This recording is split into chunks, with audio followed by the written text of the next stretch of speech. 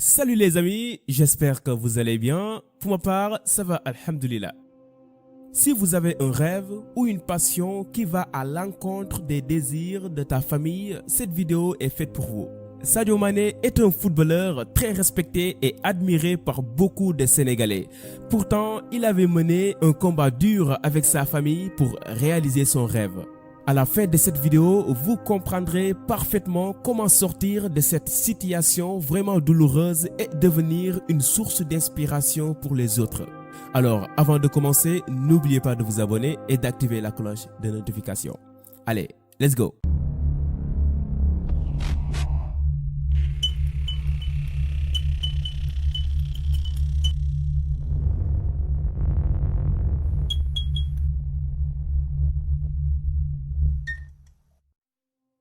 Sadio Mané est né le 10 avril 1992 à Bambali, un village qui se trouve à Sédhiou au nord du Sénégal. C'est à l'âge de 7 ans qu'il a commencé à développer un amour profond avec le ballon.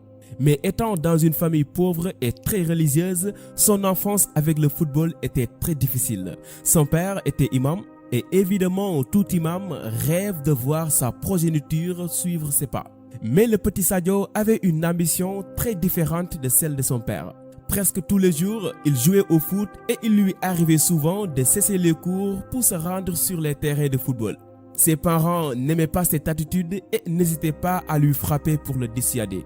Mais à l'âge de 10 ans, lors de la Coupe du Monde 2002, Sadio Mané voit son désir de vouloir être footballeur boosté par la prestation incroyable des Lions de la Teranga. En 2002, il y a eu cette Coupe du Monde où le Sénégal a participé. Tu n'avais que 10 ans à cette époque-là. Est-ce que ça t'a donné envie de réaliser tes rêves?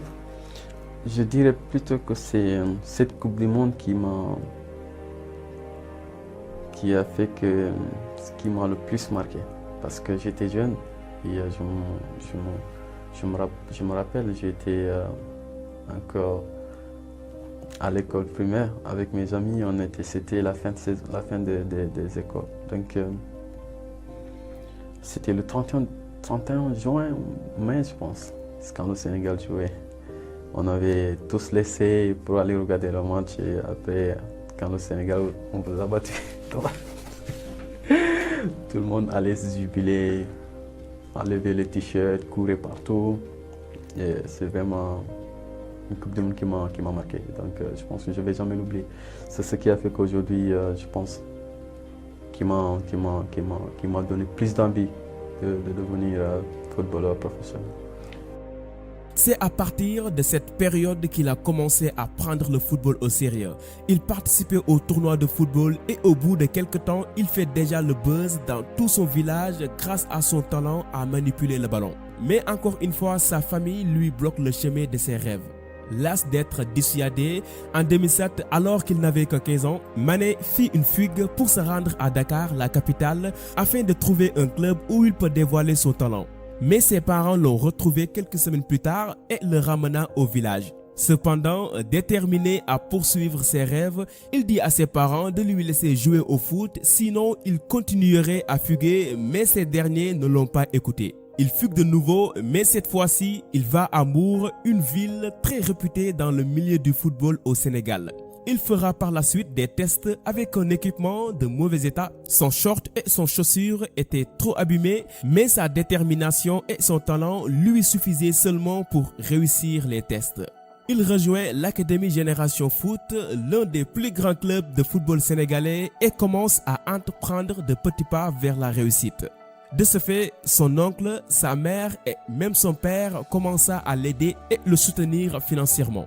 C'est quelque temps plus tard que le FC Metz, qui est partenaire avec l'Académie Génération Foot, va le repérer dans un match. Il s'empare de lui et décide de l'amener en France pour l'intégrer dans le club, ce qui était un moment inoubliable dans sa vie où son destin commence véritablement à prendre forme.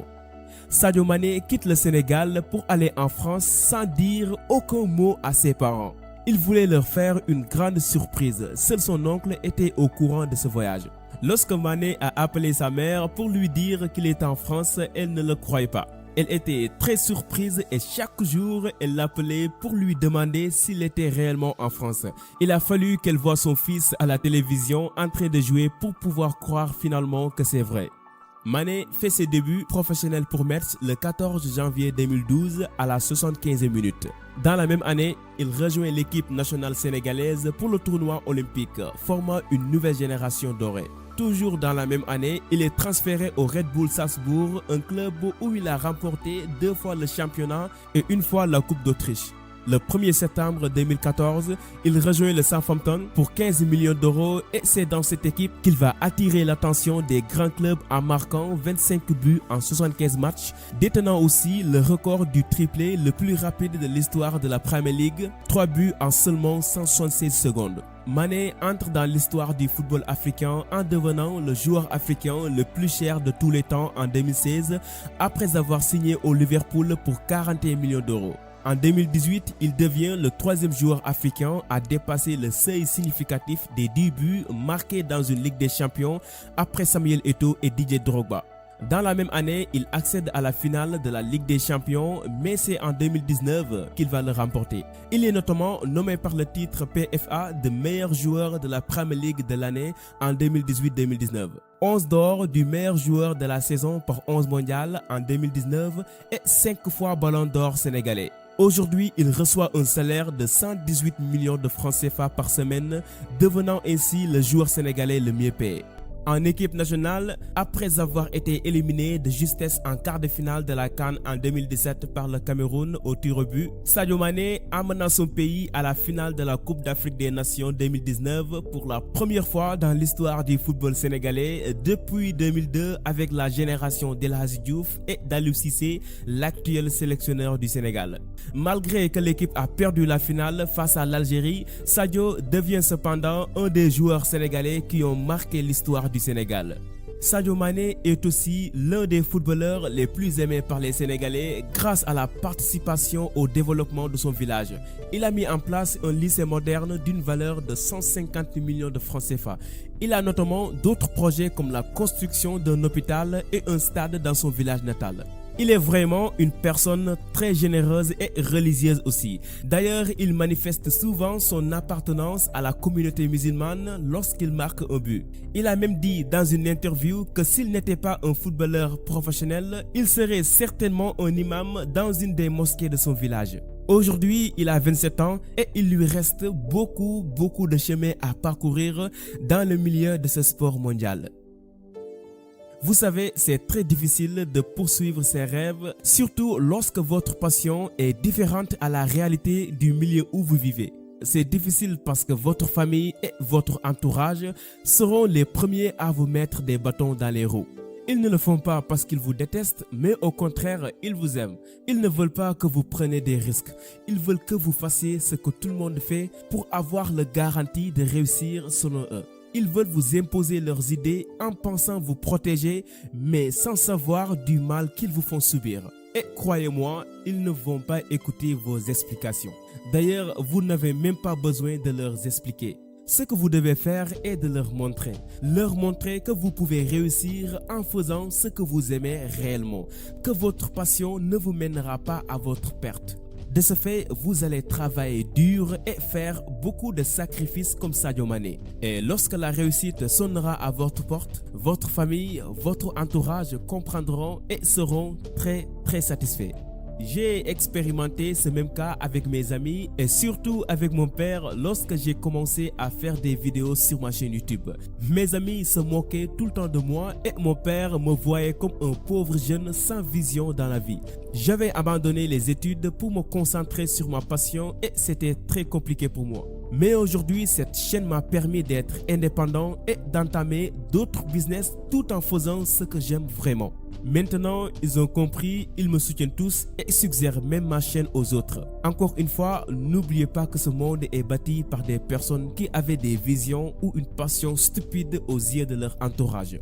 Ne faites pas ce que les autres vous dictent de faire. Faites ce que votre cœur vous inspire de faire.